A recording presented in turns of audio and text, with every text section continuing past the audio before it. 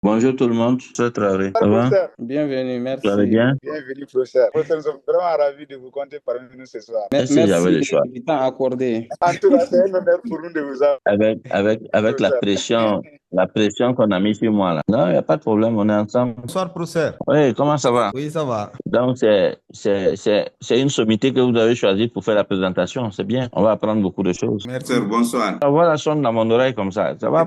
Professeur. Sir, avec votre permission, nous allons devoir commencer. Non, il n'y a pas de problème. Ok, merci. Bonsoir tout le monde et nous souhaitons la bienvenue à tout le monde à cette 26e formation médicale continue du réseau médical de la 7e promo du numérus. Ce soir, nous avons l'immense plaisir d'accueillir la Société malienne de gynécologie obstétrique qui va présenter un thème sur les hémorragies du premier trimestre de la grossesse. Ce thème sera animé par notre confrère Dr Traoré Boukayari, qui est gynécologue obstétricien. Le programme de la soirée est le suivant. Après la présentation du Dr Boukadari, nous allons passer à la phase questions et réponses. Les différents intervenants auront le choix, soit prendre la parole, soit poser les questions dans le chat. Après cette phase, nous allons donner la parole à nos très chers maîtres pour nous éclairer sur les différentes problématiques, les questions et leurs contributions. Après l'intervention de nos différents invités d'honneur, nous allons passer les messages clés et nous allons conclure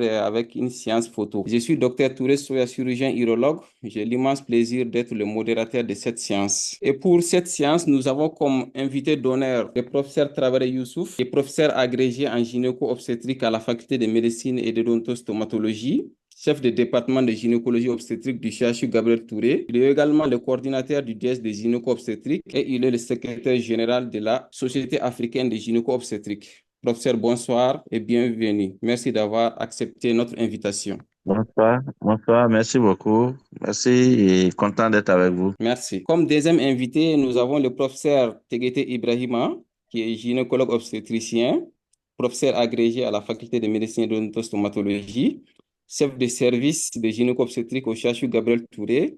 Il est également le président de la Société malienne de gynéco-obstétrique. Je ne sais pas si le professeur Teguete est avec nous. Professeur Teguete, bonsoir. Et comme troisième invité, nous avons le docteur Kabara Magnan, qui est gynécologue obstétricien, directeur général de la polyclinique Almed. Docteur Kamara, bonsoir. Nous allons donner la parole à docteur Traoré Boukadari, qui va nous faire l'économie de sa présentation. Et pour cela, docteur Boukadari, vous avez 30 minutes. Vous avez la parole. Merci, docteur Touré Soya. Je profite de cette occasion pour adresser mes félicitations et remerciements à la 7e promotion du numerus clausus qui a eu cette belle initiative d'initier, on va dire, cette formation continue. Et remercier, saluer aussi chaleureusement mes chers maîtres invités d'honneur, le professeur Traoré Youssouf, qui est le chef du département de gynécologie obstétrique du CHU Gabriel Touré et secrétaire général de la Société africaine de gynécologie obstétrique. Adresser mes chaleureuses félicitations et remerciements aussi au professeur Ibrahima Teguete, qui est le président de la Société malienne de gynécologie obstétrique, aussi au directeur général de la Polyclinique Alliance Médicale et à toute la direction, tous les personnels de la Polyclinique Alliance Médicale. Donc, le thème qui nous a été confié ce soir pour débattre est un thème assez large et que 30 minutes ne contiendra pas. Et nous allons quand même essayer de donner les grandes lignes par rapport à ça. Donc, le thème, c'est les hémorragies du premier trimestre de la grossesse. Donc, pour aborder ce thème, nous avons développé le plan suivant. Le plan suivant a été adopté. Nous allons introduire, faire des généralités et aborder une démarche diagnostique et une conduite à tenir et terminer par une conclusion. Donc, en introduction, les hémorragies du premier trimestre de la grossesse les hémorragies du premier trimestre de la grossesse constituent un motif fréquent de consultation en obstétrique puisqu'il touche une femme sur 4 en début de grossesse. Il constitue également une source d'inquiétude pour la patiente parce que pour la plupart de ces patientes, le fait de ces grossesses est synonyme d'arrêt de la grossesse. Et malheureusement, cette issue fatale arrive quand même dans 50% des cas. Et les autres 50% où la grossesse évolue, cette grossesse est une grossesse à risque et il y a un risque de prématurité et de mort périnatale. Aussi, considérer toute hémorragie du premier trimestre de la grossesse comme une grossesse extra-utérine jusqu'à ce que la preuve du contraire. Donc, la grossesse extra-utérine est l'une des causes d'hémorragie du premier trimestre de la grossesse. Parmi les autres causes, nous pouvons citer la fausse couche spontanée ou l'avortement spontané, la menace des fausses couches et aussi la mole idatiforme. Le diagnostic, il est d'abord clinique, ensuite biologique par le dosage des bêta-ACG et aussi échographique, surtout l'échographie par voie endovaginale. Il y a plusieurs années, la prise en charge était chirurgicale et actuellement, elle l'est de moins en moins. Alors, en définition, les hémorragies du premier trimestre de la grossesse, ce sont des saignements d'origine endo-utérine qui surviennent de la 4e semaine d'aménorrhée jusqu'aux alentours de la 14e semaine d'aménorrhée. Et nous l'avons dit, nous revenons là-dessus, toute grossesse qui saigne au début du premier trimestre doit être considérée comme une grossesse extra-utérine jusqu'à preuve du contraire. En ce qui concerne l'épidémiologie, ces symptômes ont une incidence de 21 à 27%. Et la moitié s'interrompt. La moitié des grossesses qui saignent au début de la grossesse s'interrompt. Parmi la moitié qui évolue, alors il y a un impact sur cette grossesse-là, notamment un risque d'accouchement prématuré. Ensuite, il y a un risque de mortalité périnatale, un risque de retard de croissance intra-utérin, un risque de petit poids de naissance et aussi un risque que cette grossesse saigne au 2e, voire au 3e trimestre de la grossesse. Ces saignements-là peuvent récidiver. Parmi les facteurs de risque, nous allons citer d'abord l'âge maternel, qui constitue un facteur de risque assez important, puisque les risques de saigner au début de la grossesse évoluent aussi avec l'âge. Ils passent de 8,9% entre 20 et 24 ans à 74,7% aux alentours de 45 ans et plus. Parmi les facteurs de risque également, il y a la primiparité, les grossesses par fécondation in vitro, les bas niveaux socio-économiques, les malformations utérines, les antécédents d'exposition in utero au distilbène, aussi les antécédents d'hémorragie du premier trimestre. En ce qui concerne la démarche diagnostique, en premier lieu, il faut faire ce que nous appelons initial. Ça va consister à éliminer une urgence vitale, notamment la recherche des signes de choc, la pâleur, l'hypotension artérielle, la tachycardie, la dyspnée. Et lorsqu'il y a une situation maternelle préoccupante, il faut rapidement réaliser un bilan préopératoire en urgence, donc une réanimation qui va de la perfusion de soluté de remplissage jusqu'à la transfusion. Et rapidement, il faut se préparer à un geste hémostatique rapide qui peut consister en une aspiration ou alors une cœlioscopie, une laparotomie. L'interrogatoire va consister à préciser l'âge. L'âge avancé est un facteur de risque, je dis. Ensuite, l'ethnie, nous savons que dans les pays asiatiques, alors il y a un fort taux de grosse molaire. Ensuite, le mode de vie, notamment le tabagisme, qui peut constituer un facteur de risque de grossesse extra-utérine. Il faut aussi faire préciser la notion des rapports fécondants. Les antécédents familiaux, notamment des malformations, d'anomalies chromosomiques, d'exposition in utero au distilbène. Parmi les antécédents obstétricaux, il y a la gestité, la parité, les antécédents des fausses couches à répétition ou d'accouchement prématuré. Ensuite, les antécédents gynécologiques, notamment la chirurgie, précision des modalités de traitement et des complications éventuelles. Les antécédents de contraception, préciser les types, notamment les dispositifs intra-utérins, les antécédents d'infections sexuelles transmissibles, les malformations utérines. En ce qui concerne l'histoire de la maladie, il faut préciser la date des dernières règles, la date de début de grossesse ou de transfert en cas de fécondation in vitro. Aussi préciser les débuts des métrorragies, le volume. Dans les métrorragies, plus le volume est important, plus le pronostic est mauvais. Donc l'évolution de cette grossesse vers l'arrêt est de plus en plus certaines. Aussi, la durée. Les grossesses qui saignent longtemps sont aussi exposées à l'arrêt. Ensuite, préciser aussi les caractères spontanés ou provoqués. Et également rechercher les signes. Les coliques expulsives, par exemple, vont faire penser à un avortement en cours. Ensuite, lorsque les signes sympathiques de la grossesse sont exagérés, vont faire penser à une maladie, à une mole idatiforme. Lorsqu'il y a une fièvre, il y a une infection qui est suspectée. En cas de perte liquidienne également, ça veut dire que la poche est rompue. En ce qui concerne l'examen clinique, toujours commencer par un examen général, notamment les conjonctives, le pouls, la pression artérielle, la fréquence respiratoire.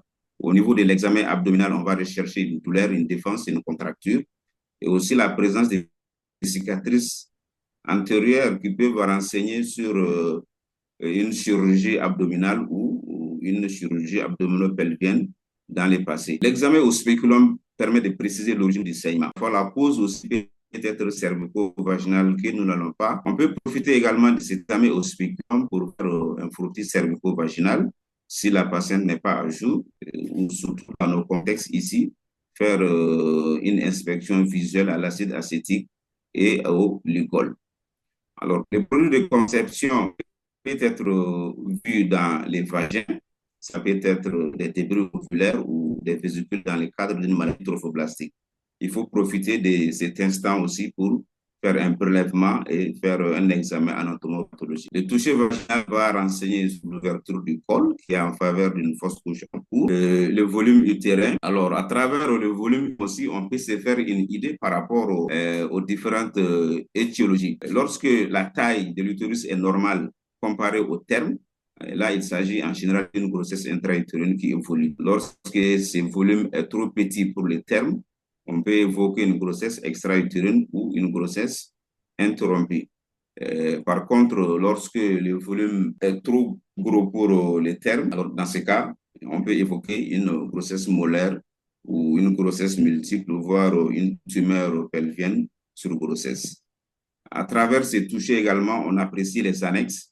Donc, on peut y avoir des douleurs, une douleur provoquée. On peut palper une masse latéro-utérine qui permet d'évoquer un kyste du corps jaune qui peut être hémorragique. Donc, à partir de l'interrogatoire et de l'examen clinique déjà, alors des fenêtres peuvent s'ouvrir à nous en ce qui concerne les étiologies. Si nous prenons par exemple l'avortement en cours, au niveau des antécédents en général, on va trouver des antécédents de fausses couches. Et au niveau des signes fonctionnels, il y a des douleurs intenses à type de colique expulsive. Alors, les saignements sont abondants, fait des caillots. Et à l'examen clinique, il y a une douleur hypogastrique qui est médiane. Au toucher vaginal, l'utérus est gravide, douloureux et dur qui signe la contraction et le plus souvent le col est ouvert. À l'examen au spéculum, le matériel trophoblastique est vu dans le col ou dans les vagins. Ensuite, les saignements aussi proviennent de l'endocole. Donc déjà, si on mène un bon interrogatoire et un examen clinique méthodique, on peut déjà avoir une idée par rapport à certaines étiologies. Alors, parlant des examens complémentaires, d'abord, l'échographie par voie abdominale ou par voie endovaginale.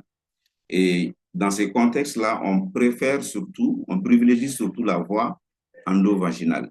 Et elle doit répondre à deux questions. Premièrement, où se localise la grossesse? Deuxièmement, la grossesse est-elle évolutive? Alors, par rapport à la localisation de la grossesse, lorsque l'échographie met en évidence un sac gestationnel intra-utérin avec vésicule vitelline présente, avec ou sans embryon, en général, ceci permet d'éliminer une grossesse extra-utérine, sauf dans les cas de grossesse hétérotopique, où il y a association de grossesse intra-utérine et de grossesse extra-utérine. En ce qui concerne la vitalité, déjà à partir de 4 semaines et demie, et lorsque les bêta-ACG sont supérieurs à 1000 unités internationales par litre, en réalisant une échographie endovaginale, on peut voir les sacs dans l'utérus.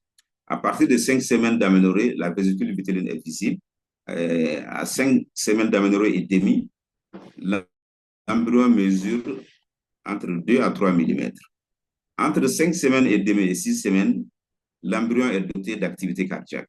À partir de 7 semaines d'aménorrhée, alors l'embryon mesure 10 mm. Sur une grossesse évolutive, l'échographie peut permettre également de mettre en évidence un hématome décidual avec décollement du pôle inférieur de l'œuf. Il peut aussi s'agir d'une grossesse arrêtée, dans laquelle le plus souvent le sac gestationnel est supérieur à 20 mm et on peut aussi mettre en évidence un embryon, mais qui n'est pas doté d'activité cardiaque. Parfois, c'est un œuf clair, un sac gestationnel qui mesure au moins 25 mm avec absence d'embryon. Et parfois, l'échographie peut mettre en évidence une grossesse en voie d'expulsion.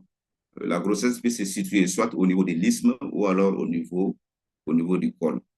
Et souvent également, il s'agit d'une mole hydatiforme dans laquelle l'échographie va mettre en évidence une conneuse intra-utérine avec absence d'embryon dans la mole complète. Mais dans la mole partielle, l'échographie peut mettre en évidence un embryon. Dans ces cas-là, le taux des hormones gonadotropes chorioniques est beaucoup plus élevé qu'il ne devrait l'être. Et parlant des dosages quantitatifs des bêta-ACG, approximativement, le taux double toutes les 48 heures. Donc, avec une cinétique normale, même avec une cinétique normale, souvent, cette cinétique normale-là n'exclut pas à 100% la grossesse extra-utérine. Parce qu'il y a un pourcentage de grossesses extra-utérines dans lesquelles la cinétique des bêta-ACG est normale, c'est-à-dire double toutes les 48 heures. Donc, d'où la nécessité alors de coupler cette cinétique des bêta-ACG à la réalisation de l'échographie endovaginale surtout. Lorsque cette cinétique est anormale, alors on va évoquer toujours en premier lieu la grossesse extra-utérine. On peut aussi évoquer alors une grossesse arrêtée. Lorsque cette cinétique est élevée, c'est-à-dire le taux de bêta-ACG est très élevé, nous sommes en droit d'évoquer une mole hydatiforme. La confrontation échographie et dosage des bêta-ACG plasmatiques quantitatifs est souvent nécessaire, nous l'avons dit, jusqu'à ce que le diagnostic soit posé et la grossesse extra-utérine soit éliminée. Autre examen complémentaire à faire, le groupage sanguin avec détermination du résus, ça c'est très important. Ensuite, la numération formule sanguine, faire un bilan de coagulation. Lorsque le résus est négatif et que le conjoint est de résus positif ou que le résus du conjoint n'est pas connu, alors il faut faire une prévention de l'allo-immunisation résus. On peut aussi profiter pour faire des prélèvements locaux, notamment bactériologiques, à la recherche d'infections. Cytologiques, nous l'avons dit, en réalisant un frottis cervico-vaginal, ou aussi anatomopathologique lorsque déjà le produit de conception est dans les vagins. Alors, parmi les étiologies, il y a la menace de fausse couche spontanée ou menace d'avortement spontané.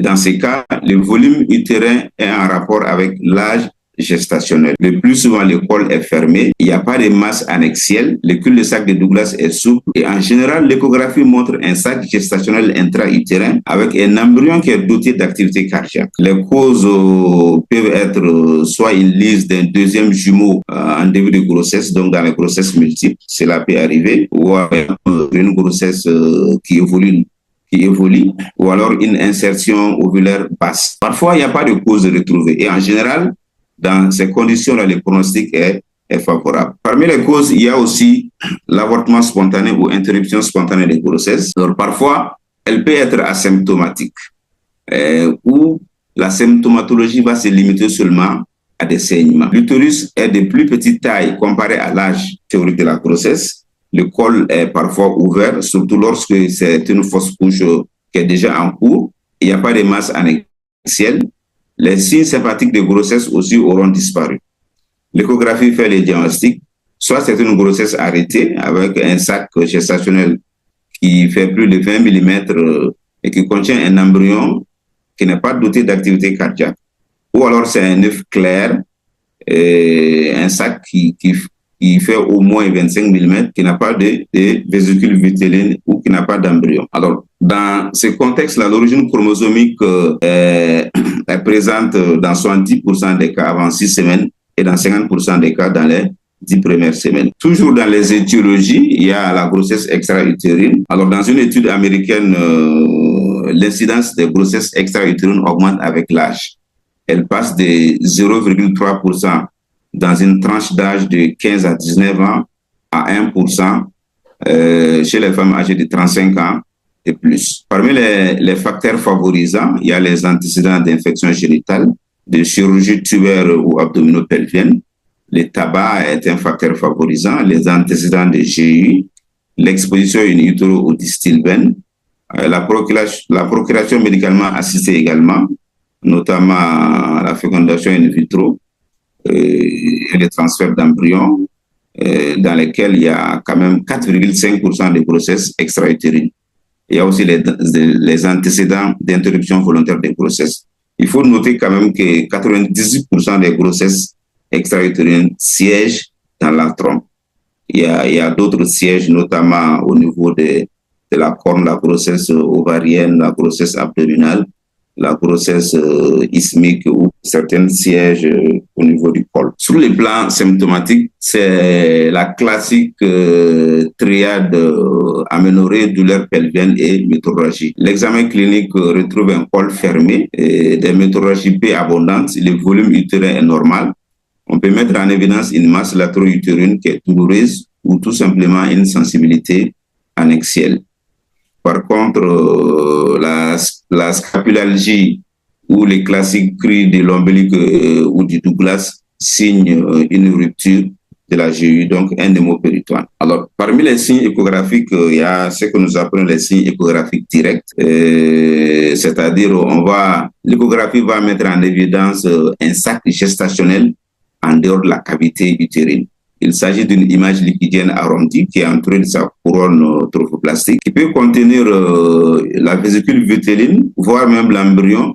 Et cet embryon peut être doté d'activité cardiaque. Souvent, on voit les en dehors de l'utérus, et c'est ça qui contient effectivement un embryon dont l'activité cardiaque est présente. Et le plus souvent, c'est ça qui est au contact de l'ovaire, et qui peut être latéraux ou rétro-utérin. Il y a aussi des signes échographiques indirects, notamment l'hématosalpinx, qui a un reflet échographique de la trompe dilatée par des caillots et des débris trophoblastiques. Donc, une masse qui sera d'échogénicité mixte, une masse para-ovarienne qui n'a pas de vascularisation centrale.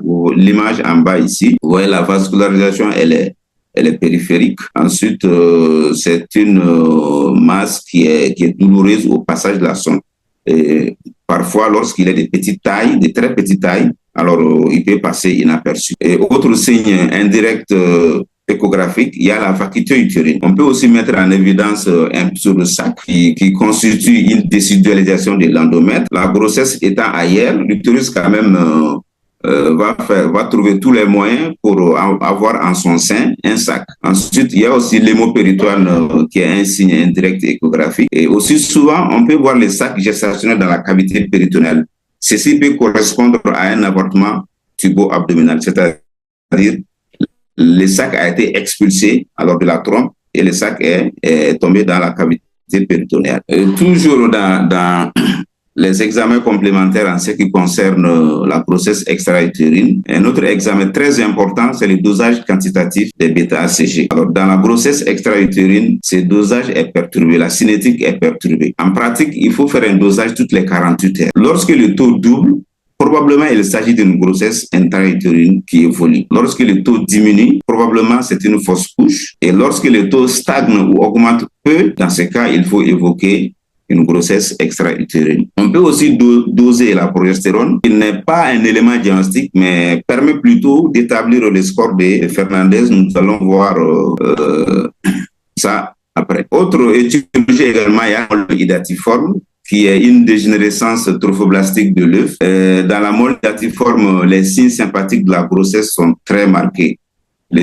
À l'examen au spéculum, on peut visualiser les vésicules molaires dans les vagins lorsque le col est ouvert. Et au toucher vaginal, l'utérus est mou, il est gros et éventuellement on peut palper alors des masses annexielles qui correspondent à des kystes ovariens. Et à l'échographie, typiquement, c'est des images floconneuses qui ont un aspect de nid d'abeilles.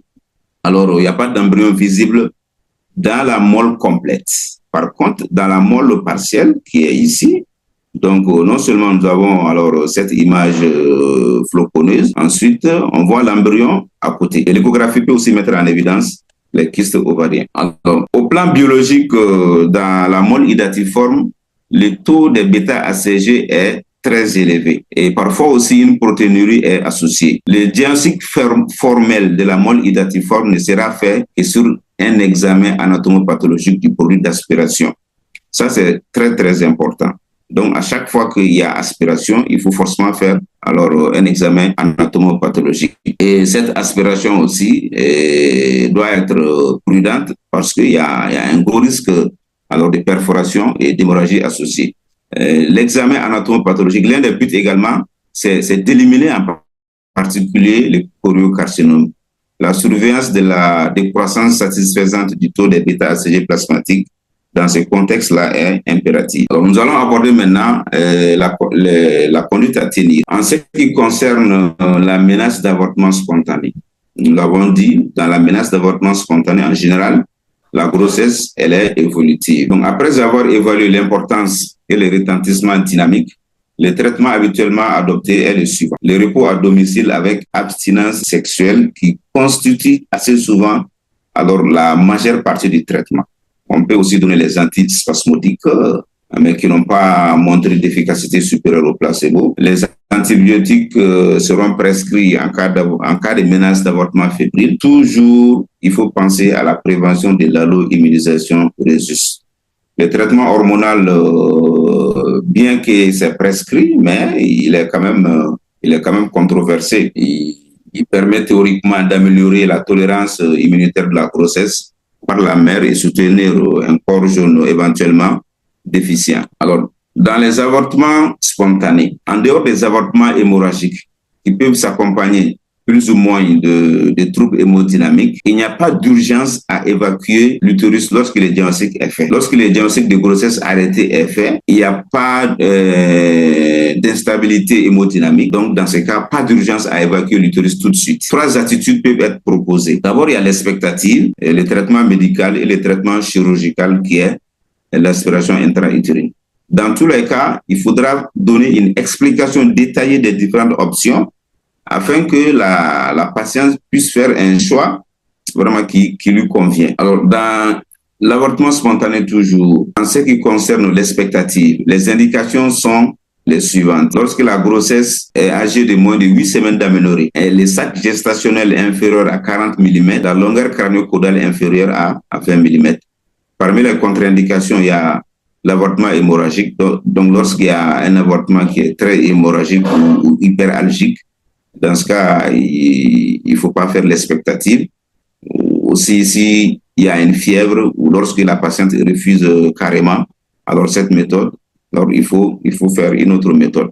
Les complications de cette méthode, c'est l'hémorragie. Il y a aussi la rétention ovulaire partielle ou totale et cette méthode peut se compliquer aussi d'endométrite. Alors ensuite, il y a le traitement médical qui se fait par le misoprostol. Le misoprostol est donné par voie vaginale à dose unique de 600 à 800 microgrammes. Donc la voie orale et la voie sublinguale également peuvent être utilisées. Alors on peut renouveler la procédure à 48 heures si le sac gestationnel n'est pas toujours expulsé. On peut aussi utiliser la mifepristone qui est donnée à dose unique. En général, avec le traitement médical, l'expulsion survient entre 2 à 5 jours. Toujours dans les indications du traitement médical, c'est une grossesse de moins de 8 semaines d'aménorrhée. Alors, il faut que la patiente elle donne son accord et qu'il y ait une bonne observance. Et aussi, il faut que son domicile soit à proximité d'une structure hospitalière. Donc, elle peut consulter à tout moment. Alors, en cas de complications. Les contre-indications, c'est un avortement hémorragique, donc aussi un avortement hyperalgique. Et lorsqu'il y a de la fièvre ou lorsque la patiente refuse cette méthode. Et parmi les complications, il y a l'échec du traitement. Donc, le traitement peut échouer avec une hémorragie importante ou tout simplement, là, le produit de conception n'est pas expulsé. Aussi, il y a l'endométrite.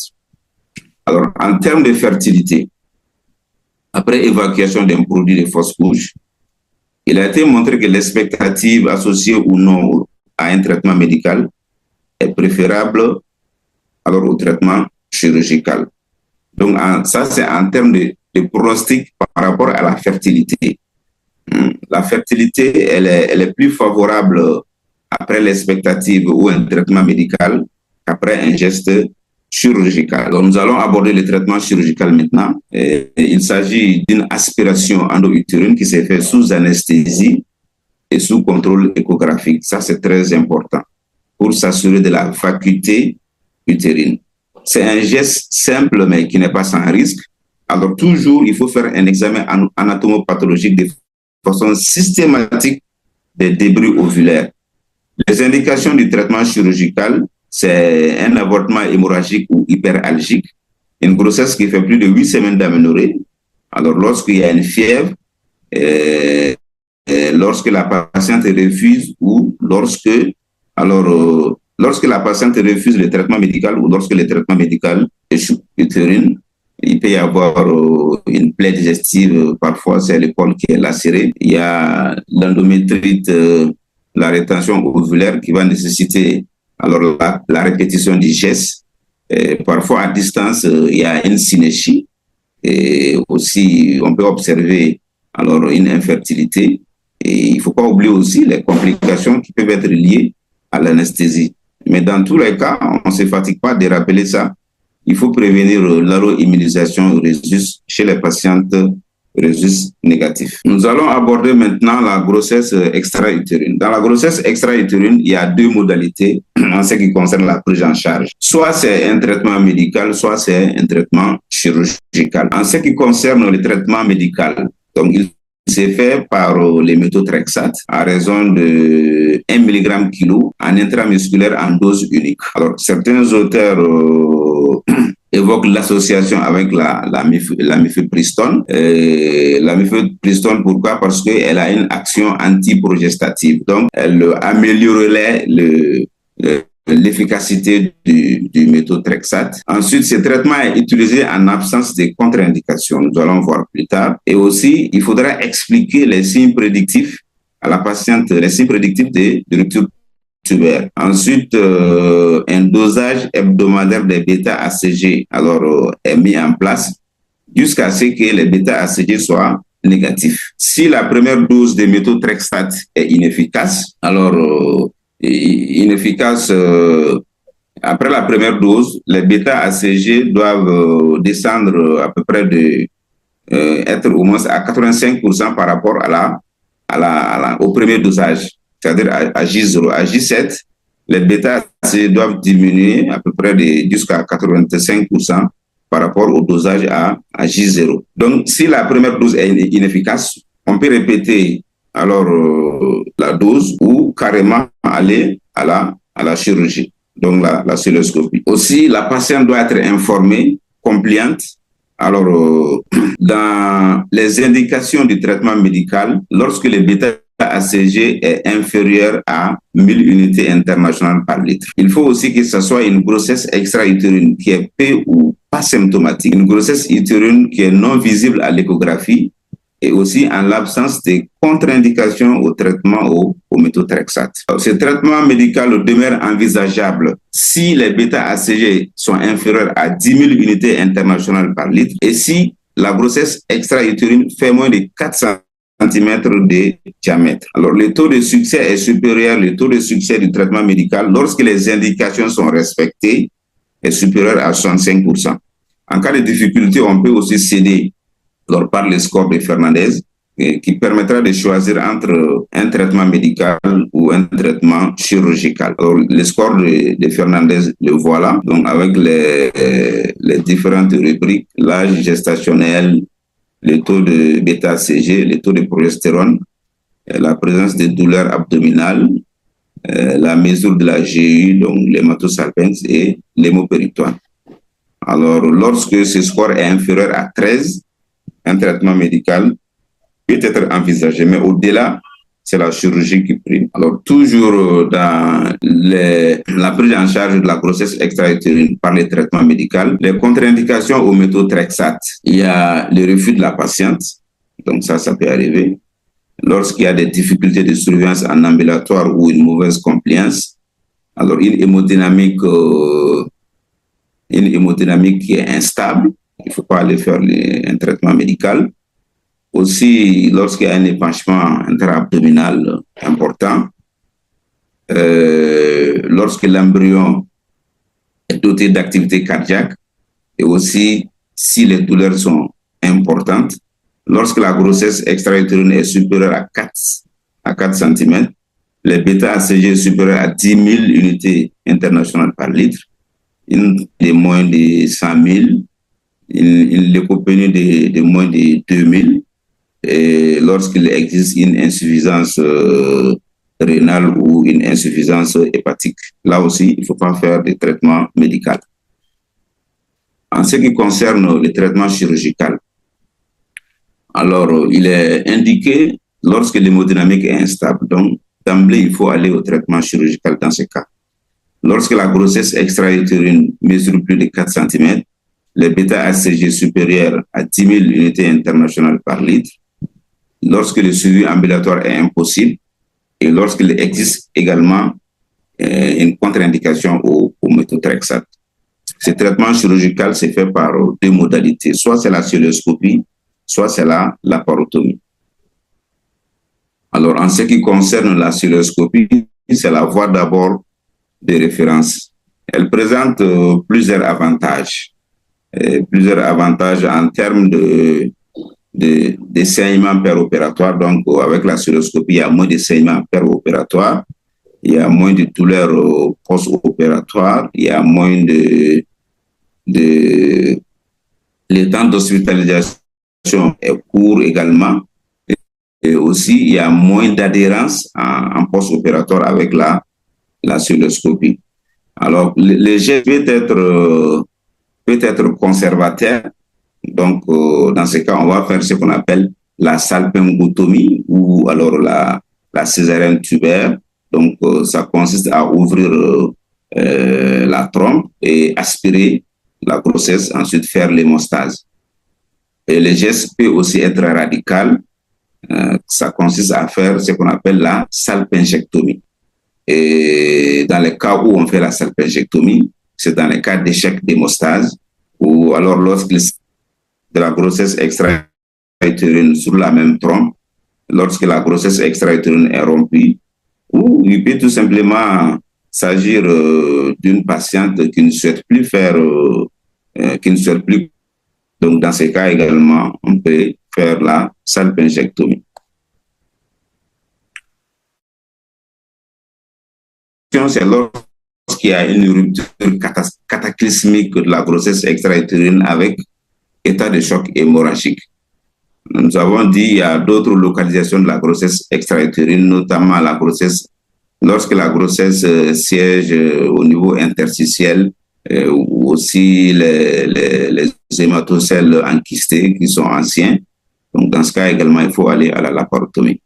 Nous verrons aussi que la réalisation de la chirurgie sera difficile, voire impossible. Par exemple, chez les femmes obèses ou les pelvis multi-opérés, très adhérentielles. Donc, ces conditions feront aussi que la chirurgie sera alors difficile. Aussi, l'absence de matériel adéquat ou de pratique de la chirurgie. Voilà, chose qui n'est pas normale en 2025. Dans ces cas, la salpingectomie est la règle. Donc, en général, si on va à la laparotomie le plus souvent, alors elle se solde par une salpingectomie. Mais dans tous les cas, il faut faire un examen anatomopathologique des pièces. Aussi, toujours prévenir l'allo-immunisation rhésus. En ce qui concerne la prise en charge de la molle hydatiforme, le traitement est essentiellement chirurgical par aspiration endo-utérine sous contrôle échographique.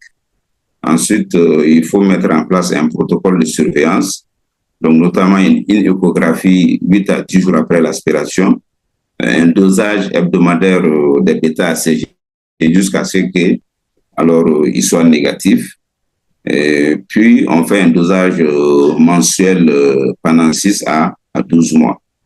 Et lorsque les taux stagnent ou réascensionnent, alors il faut évoquer la molle invasive ou.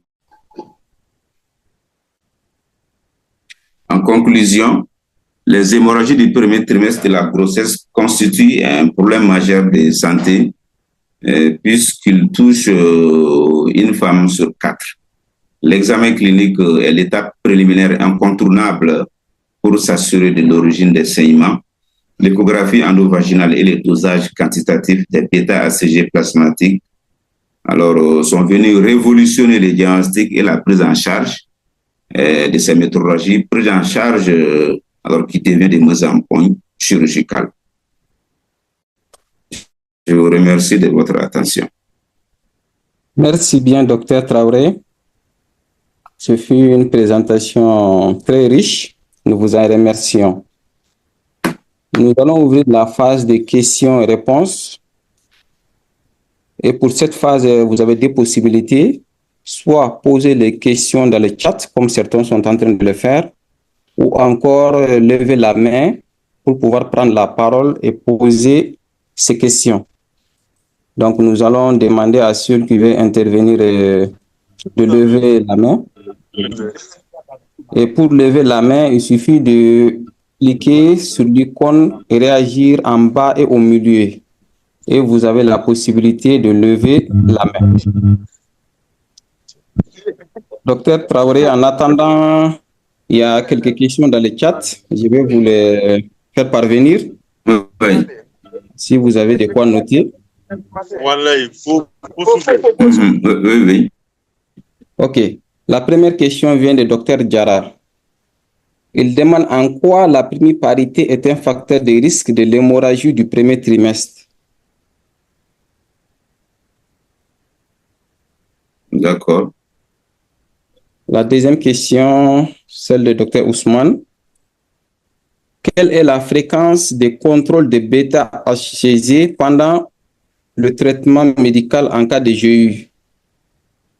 Quelle est la fréquence de contrôle de bêta-HCG pendant le traitement médical en cas de GU?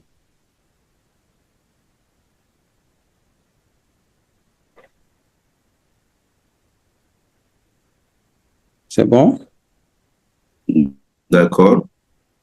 Oui. La troisième question, Dr Gaussou. Il demande quelle est la conduite à tenir devant un léger décollement trophoblastique. Quelle est la conduite à tenir devant un léger décollement trophoblastique?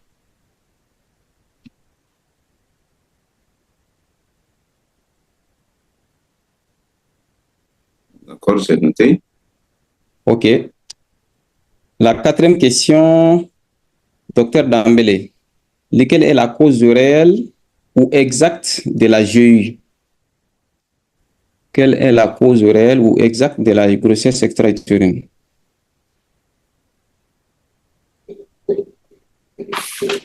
Cause réelle. Oui, ou exacte de la GU.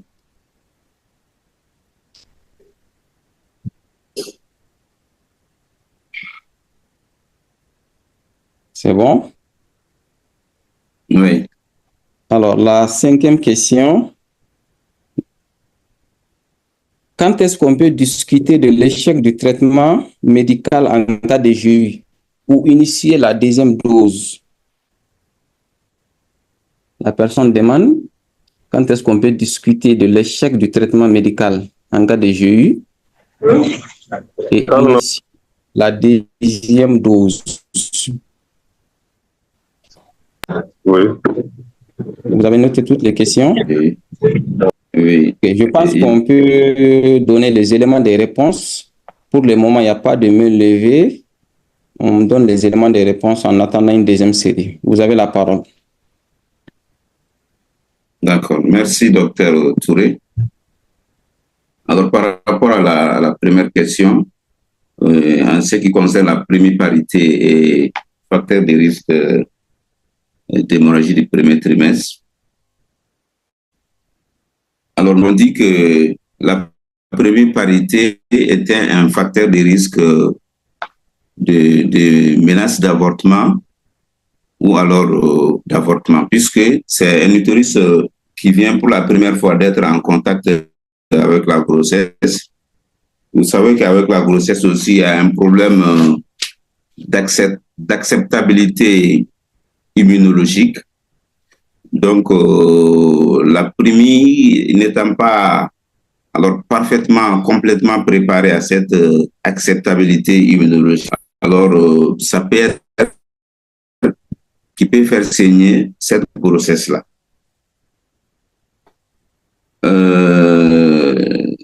La deuxième question,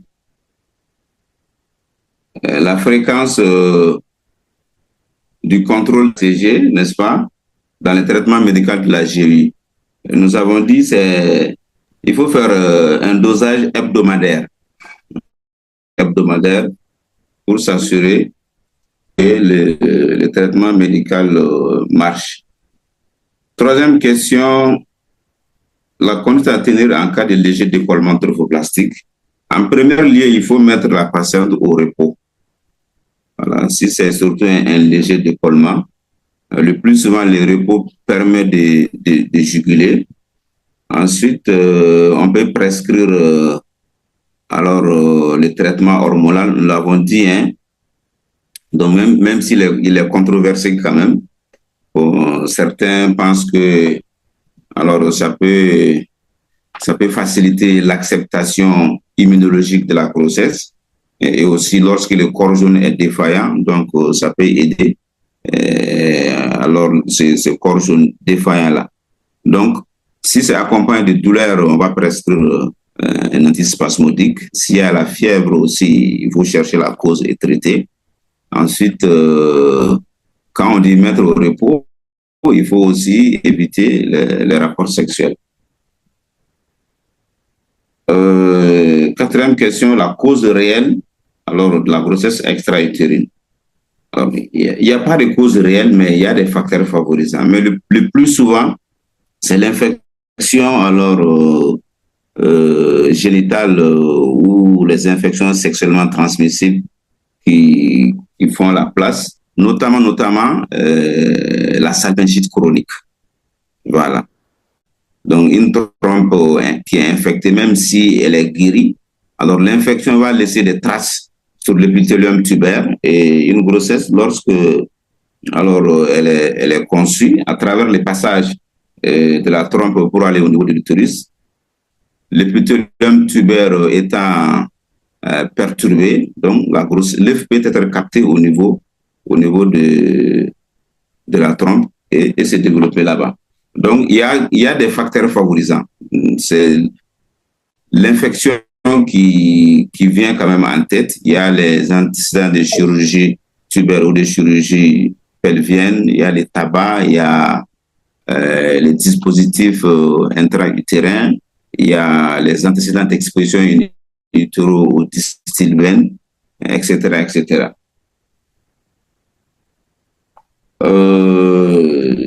Dernière question. La personne a demandé quand est-ce qu'on peut parler d'échec du traitement médical avec la première dose et quand est-ce qu'il faut indiquer, n'est-ce pas, une deuxième dose de GU.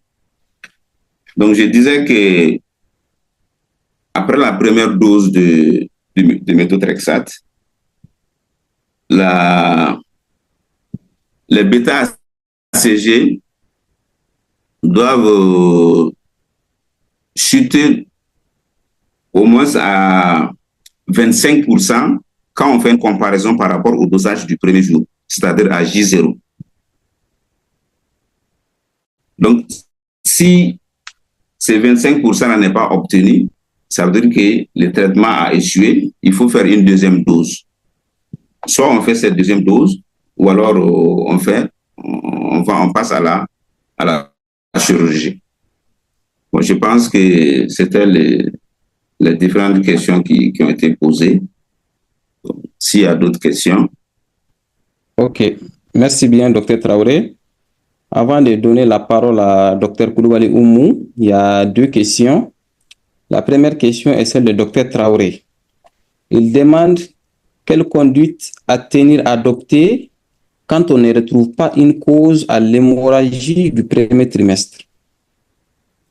Quelle conduite à tenir adoptée quand on ne retrouve pas une cause à l'hémorragie du premier trimestre. La deuxième question est la suivante. Quelle est la conduite à tenir devant une molle hydatiforme incomplète? D'accord. Donc, par rapport à la première question, nous l'avons dit, parfois, il n'y a pas de cause à l'hémorragie du premier trimestre. Hein. On fait toutes les recherches, on ne trouve pas de cause. Et en général, dans ces cas-là, la grossesse évolue. Et le pronostic est bon. Il faut juste mettre la patiente au repos. Alors, s'il y a une douleur, prescrire un antispasmodique. C'est comme la question qu'on vient de répondre. Ensuite, on peut prescrire aussi du fer parce qu'il y a quand même une hémorragie. Par rapport à la deuxième question, la conduite à tenir en cas de molle incomplète, c'est ça? C'est ça, oui. Donc, en cas de molle incomplète, la conduite à tenir serait alors de procéder à une évacuation utérine. Évacuation utérine, examen anatomopathologique, mettre en place un protocole de surveillance des bêta-ACG alors, pour éviter l'évolution vers la molle invasive ou les choriocarcinomes. D'accord. Je donne la parole à Dr Oumou. Après, Dr Gambi va poser sa question. En attendant, je vais relever les différentes questions dans le chat. Dr Oumou, vous avez la parole. D'accord. Merci beaucoup, Dr Souya. Bonsoir tout le monde. Je suis Dr Oumou Koulibaly, membre de la 7e promo. Je remercie beaucoup Dr Traoré pour la qualité de la présentation. Beaucoup de mes questions ont été prises en compte. Notamment, j'ai une question. Il a parlé du niveau de vie qui pourrait impacter sur la pathologie, l'hémorragie au premier trimestre. Donc, je voudrais savoir par quel mécanisme le niveau de vie d'une femme pourrait être une cause d'hémorragie au premier trimestre. Voilà, merci. Ok, merci bien, Oumou. Dr Gambi, vous avez la parole.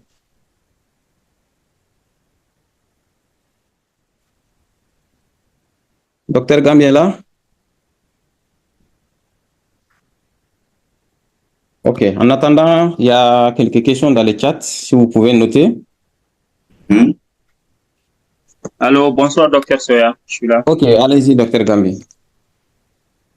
Merci, Dr Soya. Nous avons suivi avec intérêt cette présentation. Si vous permettez, nous avons quelques questions à l'endroit du présentateur et de nos invités, bien sûr. Donc, moi, la question que je m'avais posée, le présentateur, dans sa présentation, il a martelé la pratique de l'échographie et de la cellullochirurgie. Donc, je me pose cette question. Est-ce que la SOMAGO a adopté une politique pour l'émancipation médicale? Genre, au jour d'aujourd'hui, les gynéco-obstétriciens de Bamako ou d'ailleurs, est-ce qu'ils sont formés dans la pratique de l'échographie pour avoir cette émancipation médicale et à la réalisation de la cellullochirurgie? Donc, de l'autre côté, je veux me rabattre carrément sur le chef du département, Gabriel, s'il peut nous dire quelles sont les difficultés rencontrées dans la prise en charge des hémorragies du premier trimestre.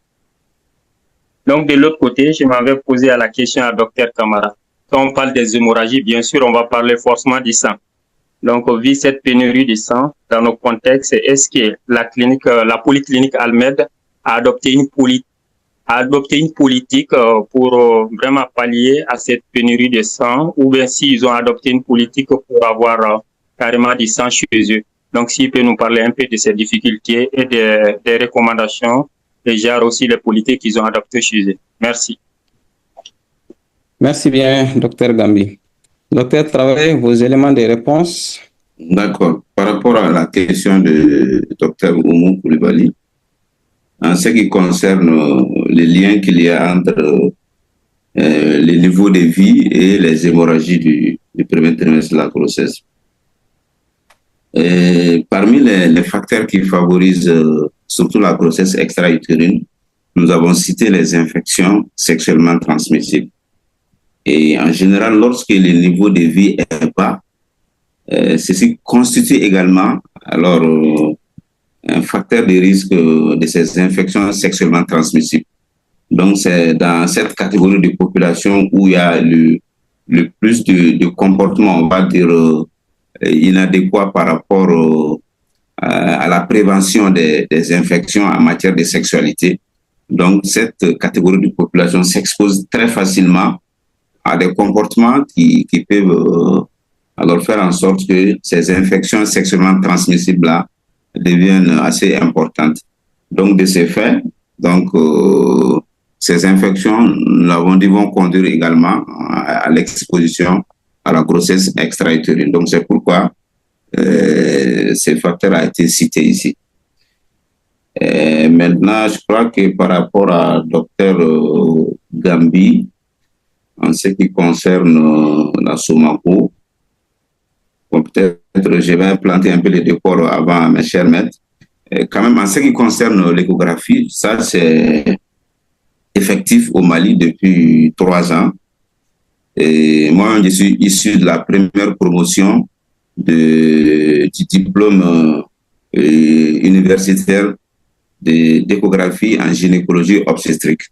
Donc aujourd'hui, les gynécologues maliens sont formés en échographie gynécologique et obstétricale à Bamako ici.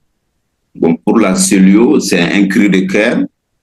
Nos maîtres nous écoutent et nous osons espérer que sous très peu, alors ce programme aussi verra le jour pour que nous puissions bénéficier, parce que actuellement il y a beaucoup de centres qui disposent de colonnes. Alors le matériel est là, mais je pense que c'est la compétence qui manque un peu. Voilà. Donc je pense que c'était les questions qui m'étaient adressées. Ok, merci bien, Dr Traoré. Voici les différentes questions dans le chat, si vous pouvez les noter. La première question, quelle est l'indication du progestatif si l'hémorragie survient au premier trimestre de la grossesse? Je pense que ça avait été ébauché. C'est bon. La deuxième question, la personne demande le résultat de la prise en charge médicale et chirurgicale de la GU.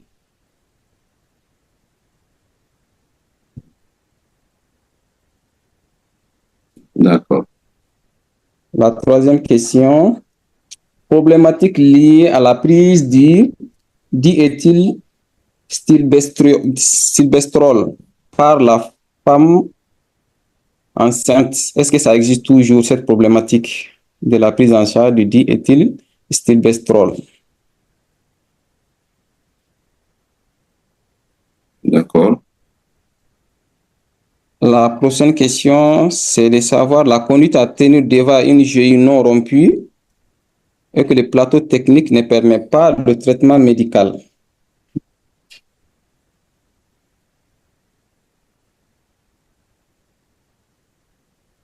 D'accord. Docteur Dambele demande, l'aspirine à faible dose a-t-elle une place dans la prise en charge du menace d'avortement?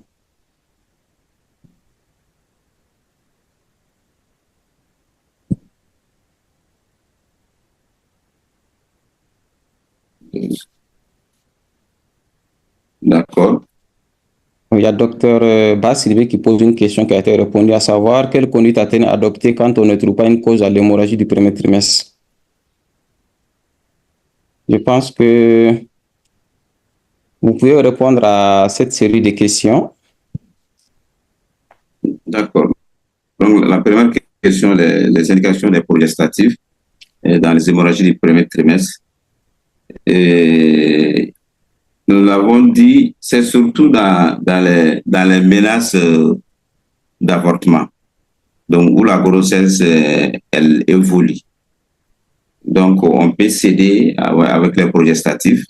Après les repos, les antispasmodiques en cas de douleur, on peut prescrire les progestatifs qui vont aider à faire accepter de façon immunologique la grossesse. Et aussi lorsque le corps jaune est défaillant, donc les progestatifs vont pallier à ça. Ensuite, le résultat du traitement médical et chirurgical de la GU. Nous avons dit, dans tous les cas, il faut respecter les indications. Lorsque les indications sont respectées, en général, le traitement médical, il marche. Il marche. Et pas plus tard que, oui, ça fait, j'ai mis une patiente sous méthotrexate. C'était une GU, alors non rompue, bêta-ACG, premier dosage à 1000, à 1000. Deuxième dosage à 1700. Et la GU mesurait 27 mm. L'hémodynamique est stable, voilà. Donc, après une première dose de méthotrexate, à raison de 1 mg kg, et un contrôle une semaine plus tard, nous sommes à 202 unités internationales par millilitre. Donc, lorsque les indications sont respectées, en général, le traitement médical, il marche. C'est ce que nous avons dit au cours de la présentation. Le taux de succès est supérieur à 65%. Et maintenant, les résultats du traitement chirurgical, bon, la chirurgie, elle est soit conservatrice ou radicale. Donc, lorsqu'on part par la méthode conservatrice, donc avec la cellule, en général, là aussi, il y a moins de complications. Donc, la chirurgie est bien traitée, il y a moins de complications. Le retour à la fertilité aussi est meilleur quand on la compare à la laparotomie. Maintenant, le traitement radical, comme son nom l'indique, ça c'est radical. Voilà. Maintenant, la problématique du Distilbène. Le Distilbène, c'est un estrogène, une estrogène, alors puissant, qui a été utilisé depuis les années 50, voilà. Au début, il était indiqué dans la prise en charge des cancers masculins, et peu à peu, il a trouvé une place en obstétrique, notamment. En ce moment, on pensait qu'il pouvait prévenir les fausses couches et les accouchements prématurés. Donc, c'est par la suite on s'est rendu compte que il n'y avait pas de différence significative entre le Distilbène et le placebo dans cette indication-là. Mais au contraire, les grossesses qui ont été mises sous Distilbène, donc les nouveau-nés issus de ces grossesses-là ont présenté des problèmes dans le futur, notamment des problèmes de malformation et aussi de cancer. Donc, les malformations utérines, malformations tubaires aussi. Mais depuis à peu près les années 80, alors ça a commencé par les États-Unis, il n'est plus prescrit. Il n'est plus prescrit dans l'indication de prévention d'accouchement prématuré ou de fausses couches. Ensuite, la conduite à tenir en cas de jeu non rompu, plateau technique insuffisant, je crois. Alors, ça dépend de là où on se trouve. Je pense que les moyens les plus faciles seraient d'évacuer cette patiente-là vers un centre où alors on peut la prendre en charge. Si vraiment le traitement médical est indiqué, par exemple, si on est à Bamako ici, alors on peut évacuer la patiente vers un centre où elle peut faire un traitement médical sans problème. Maintenant, si on se trouve, je ne sais pas, à 1000 km de Bamako, le transport même risque alors de faire rompre la grossesse. Donc, dans des situations comme ça, il faut faire la prise en charge chirurgicale, sur place. L'aspirine à faible dose dans la menace d'avortement. Oui, l'aspirine à faible dose, ça c'est prescrit, mais c'est surtout pour un problème d'acceptabilité immunologique. Comme c'est un anti-inflammatoire, bon, les protéines inflammatoires ont été discriminées parmi les causes des fausses couches. Donc, vous allez voir les patientes qui ont des antécédents de fausses couches en général, on les met sous aspirine à faible dose au premier trimestre. Voilà, je pense que c'est tout. Hein. Ok, merci beaucoup. Nous profitons de cette occasion pour saluer tous les personnels sanitaires du CSRF de Diré, à travers Dr Keita qui vous a posé une question. Il veut savoir si le traitement médical est possible seulement avec le résultat échographique montrant une GU non rompue de 4 mm et en absence de dosage de bêta-HCG, surtout dans les zones éloignées dont on n'a pas la possibilité de faire le bêta-HCG. Je ne sais pas si vous avez compris la question. Oui, j'ai compris. D'accord. Après, il y a une question du docteur Aboubakar. Il veut savoir la place de l'anesthésie dans la prise en charge de l'hémorragie du premier trimestre.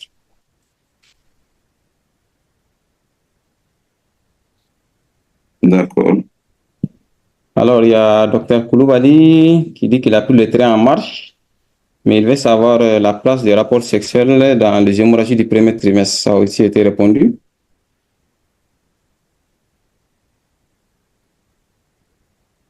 Donc, c'est ces questions qui sont dans le chat. Si vous avez des éléments de réponse, vous avez la parole. D'accord. Et par rapport à la première question, c'est là où on peut faire une échographie et mettre en évidence une grossesse extra-utérine qui n'est pas remplie, mais ne disposant de laboratoire ou bien de plateaux techniques pour faire les bêta-HCG. Dans ce cas, on ne peut pas mettre en route un traitement médical. Puisque si on fait un traitement médical, il faudra surveiller. Et l'élément de surveillance primordial, c'est les bêta-HCG. Vous comprenez? Donc, si on ne dispose pas de laboratoire ou de plateaux techniques pour faire un dosage de bêta-HCG, dans ce cas, le traitement médical ne pourra pas être conseillé. La place de l'anesthésie dans la prise en charge. L'anesthésie a une place extraordinaire. On ne peut pas parler de prise en charge des hémorragies du premier trimestre de la grossesse sans parler de l'anesthésie. C'est pourquoi d'ailleurs, vous avez suivi avec moi quand j'ai parlé même de l'aspiration qui se faisait avant sans anesthésie. Maintenant, de plus en plus, presque toutes les aspirations se font sous anesthésie parce que c'est un geste qui est très douloureux. Donc, faire ça sans anesthésie, c'est vraiment compliqué pour les patientes. Et aussi, en ce qui concerne le traitement chirurgical par rapport à la grossesse extra-utérine, que ce soit la cœlioscopie ou bien la laparotomie. Donc, tout ça, c'est impossible s'il n'y a pas de chirurgie. Donc, disons, s'il n'y a pas d'anesthésie. Donc, l'anesthésie, c'est vraiment, on va dire, est au centre même de cette prise en charge-là. Maintenant, par rapport au rapport sexuel, nous avons dit, s'il y a une menace de fausse couche, il faut proscrire les rapports sexuels.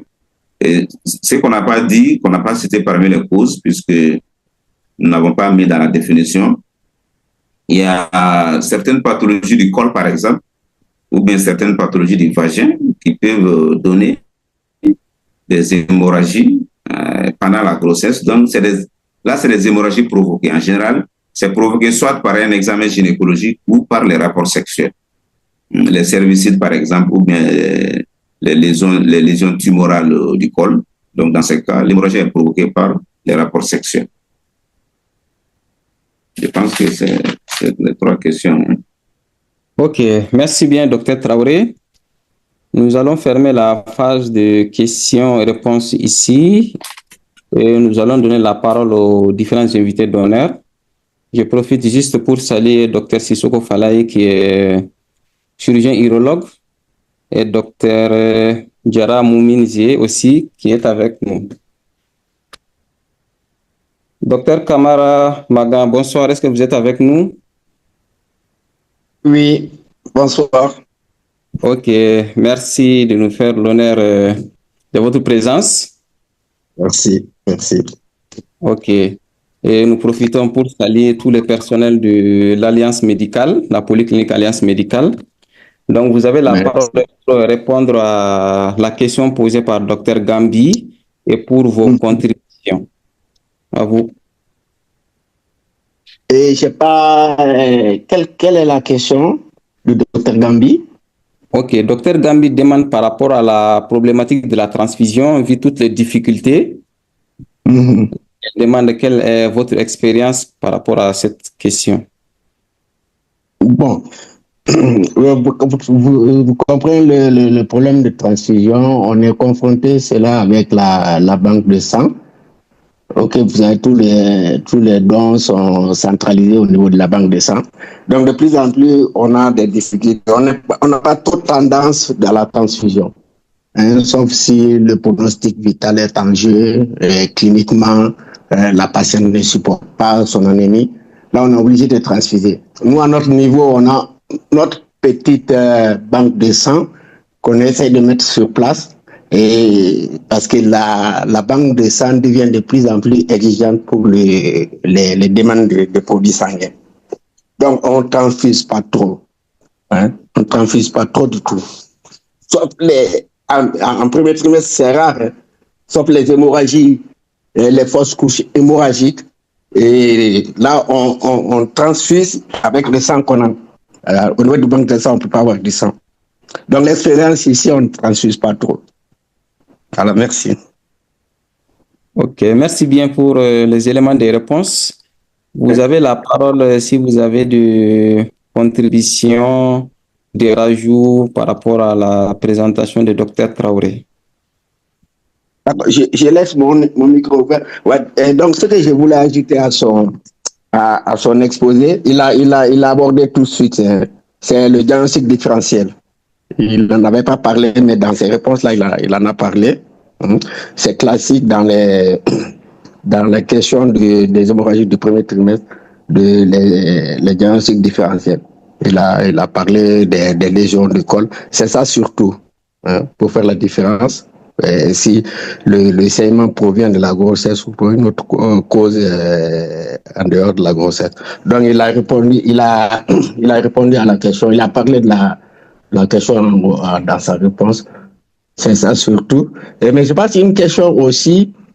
Il y avait une question, la personne avait demandé la place de la progestérone. J'avais compris le dosage de la progestérone dans la prise en charge de la grossesse extra-utérine.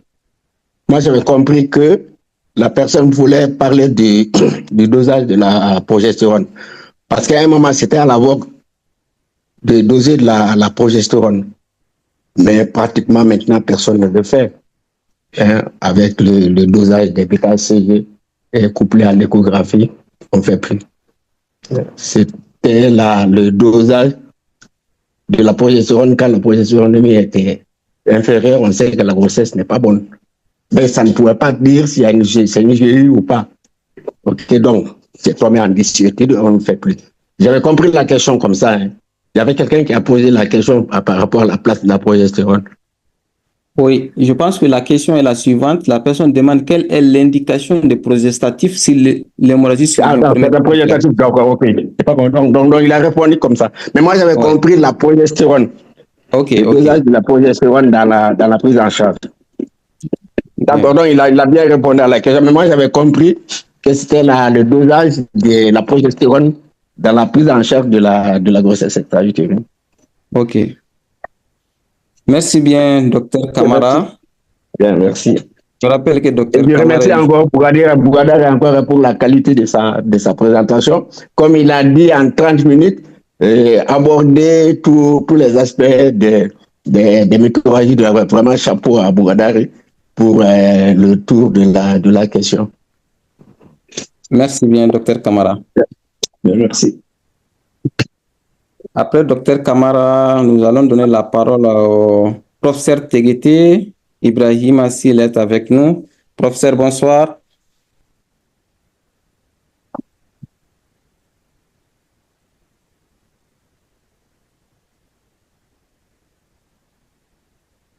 Est-ce que le professeur Teguete est avec nous? D'accord. Je pense que le professeur Teguete n'est pas avec nous. Donc, nous allons donner la parole au professeur Traoré Youssouf. Professeur, bonsoir et bonsoir. Bonsoir tout le monde. J'espère que ça va. Oui, professeur, ça va. Très bien. Ok, vous avez la parole pour vos éléments de réponse par rapport à la question. Le professeur Teguete n'étant pas là. Il s'agit de quelle question? C'est par Je rapport sais que j'ai à... noté une question par rapport à l'échographie, mais le docteur Bougadari a répondu à ça. Oui, On est à la troisième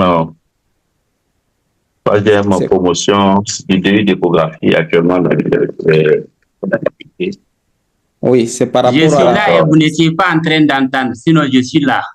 Ah, Donc, désolé. Le micro était Je formé. parlais. je suis très heureux de savoir que Bougadari ait répondu à toutes ces questions sur le plan clinique et même par rapport à l'échographie. Donc, ça veut dire que la formation que nous faisons ici est une formation de qualité. Et bon, Bougadari, on le connaît, on sait, on l'a encadré depuis interne. Et donc, on est fiers. Je n'ai rien à rajouter par rapport aux questions, aux réponses qu'il a données. Ce qu'il faut juste savoir, c'est que dès lors qu'on parle d'hémorragie, notamment en gynécologie obstétrique, c'est une extrême urgence. La prise en charge, elle est collégiale, elle s'est faite avec tous les autres membres de l'équipe, même les manœuvres.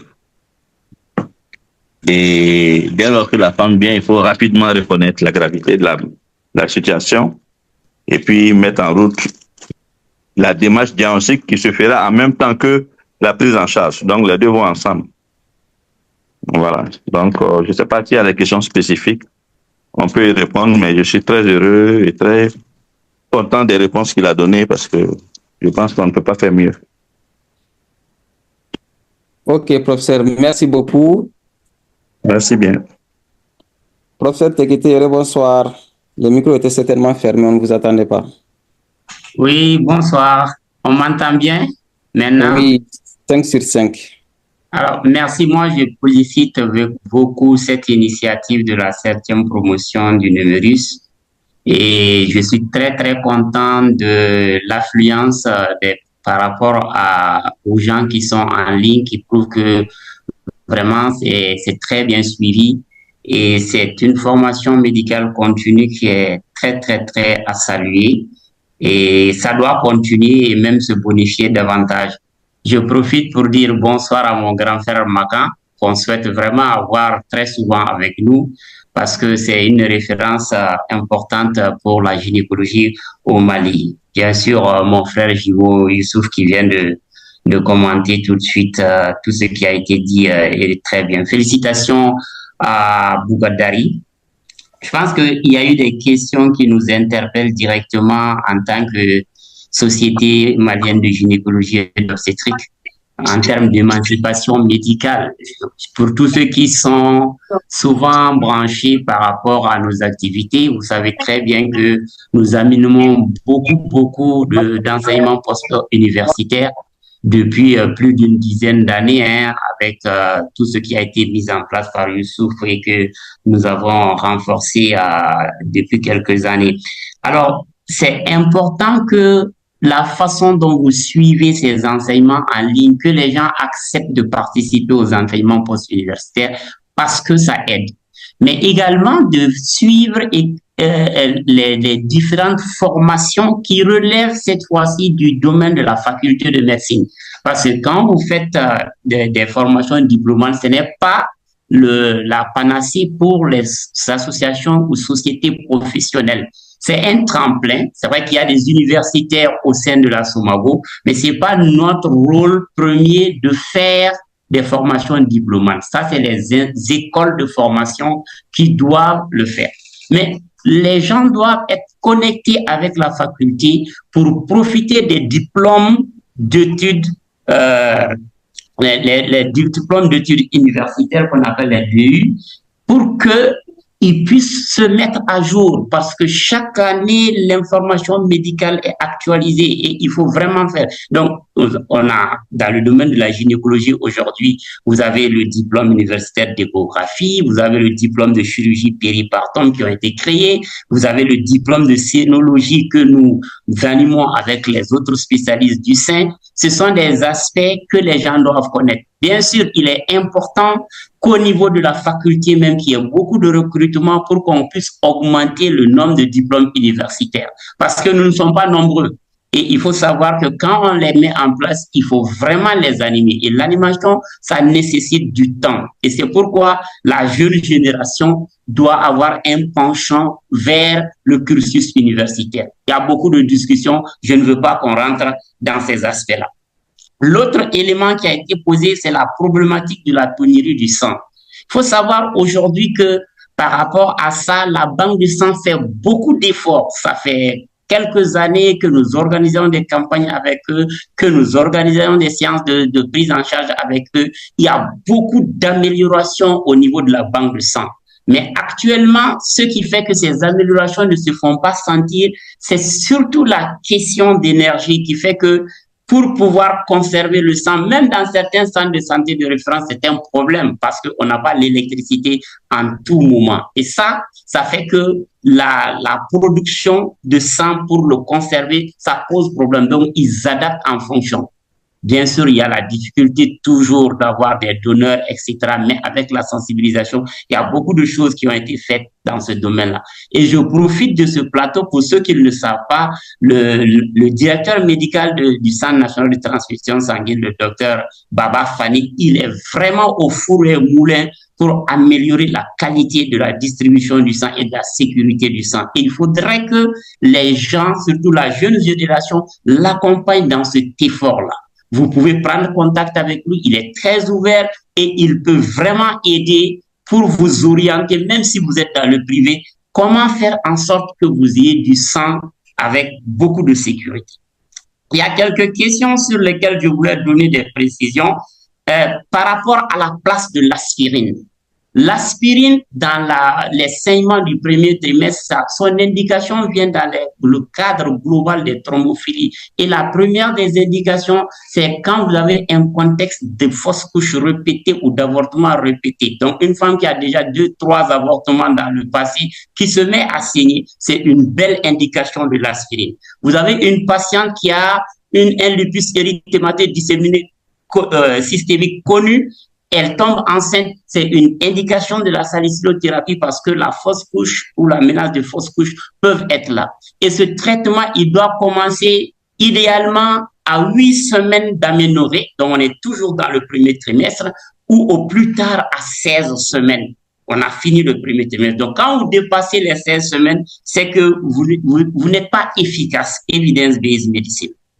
Le repos fait partie du traitement, c'est vrai, c'est une réalité, mais de plus en plus, ce repos, il faut le nuancer dans la mesure où on sait qu'il y a eu des essais actuellement qui trouvent que trop de repos pendant la grossesse même est délétère. Vous avez des publications là-dessus qui parlent de ça. C'est un repos qui ne doit pas être un alitement au lit. Pendant la grossesse, ça a vraiment beaucoup de conséquences. Mais le repos s'adresse surtout au repos du pelvis. C'est que pendant ces périodes de saignement, même dans les suites immédiates, il faut faire attention par rapport à la relation sexuelle et faire en sorte que on diminue cet aspect-là ou on adapte au scénario. Il y a beaucoup de choses qui rentrent dans ce domaine-là. Donc, en clair, il y a une forte proportion de ces menaces d'accouchement prématuré, d'avortement, qui entrent dans le cadre des hémorragies du premier trimestre, qui nécessiteront une expectative de la part du clinicien. Parce que vous avez au moins 50% des cas où c'est des anomalies chromosomiques. On ne les dépiste pas systématiquement, c'est des diagnostics d'élimination. Et ça, normalement, vous avez des idées, si vous connaissez les patients ou que vous étudiez leur cycle, vous pouvez avoir déjà une idée de la qualité de la phase lutéale. Et c'est surtout les insuffisances de la phase lutéale qui sont la première indication de la progestérone par rapport à ces cas-là. Bien sûr, on n'aura pas tous les éléments diagnostiques dans le feu de l'action, mais c'est des orientations cliniques. Vraiment, ces contributions n'enlèvent rien à la présentation, à la qualité de la présentation du docteur Bougadiri, que moi je considère comme un des grands tenors de la gynécologie obstétrique au Mali, qui fait partie des premières promotions d'internes et il s'est toujours caractérisé par son sérieux, son courage, sa discipline et son sens élevé du travail bien fait. Donc vraiment, à l'image du docteur Bougadari Traoré, je pense que c'est toute la promotion, la 7e promotion, qui mérite ces félicitations. Encore une fois, Félicitations, je vous remercie. Merci bien, professeur, pour ces contributions et ces mots. Il y a une question adressée au président de la Société malienne des gynéco-obstétriques. C'est celle du docteur Gambi Amadou. Il veut savoir le défi de la cytochirurgie dans la prise en charge des affections gynécologiques, notamment la GU. Mais je pense que c'est pas le premier rôle de la SOMAGO, quand bien même on est dans ce forum-là. C'est les institutions, les structures, les hospitalières et les centres de santé de référence qui sont en première ligne par rapport à ces questions. Et ça pose, comme ça a été dit, la problématique des ressources humaines. Il faut vraiment former les gens dans ce domaine-là. Et bien sûr, aujourd'hui, on a du potentiel.